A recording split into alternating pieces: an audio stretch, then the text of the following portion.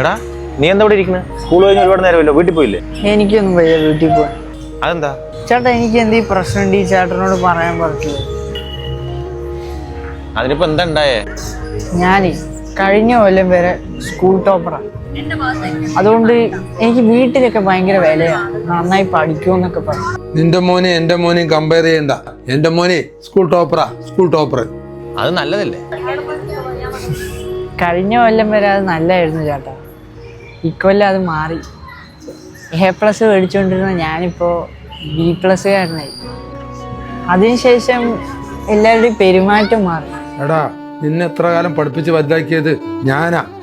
Mark കുറയാനല്ല നിന്നെ പഠിപ്പിച്ചത്. Cousin anti വിളിച്ച് എനിക്കെന്തോ മാരക അസുഖമുള്ള പോലെ എന്ത് പറ്റി മോനെ എന്നൊക്കെ ചോദിക്കുന്നു. അമ്മ ആരേക്കോ ഫോൺ വിളിച്ച് സങ്കടം പറഞ്ഞുകൊണ്ടിരിക്കുന്നു. എന്താണ് ഇതൊക്കെ?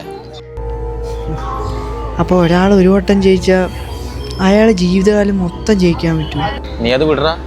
അടുത്ത എക്സാമിന് നീ ടോപ്പറായ അതൊക്കെ ശരിയാവും. ഞാനിപ്പോൾ ആലോചിക്കണത് അതൊന്നുമല്ല. ഞാനൊരു ബാക്ക് ബെഞ്ചറും പഠിക്കാത്തൊരു കുട്ടിയായാൽ മതിയായിരുന്നു.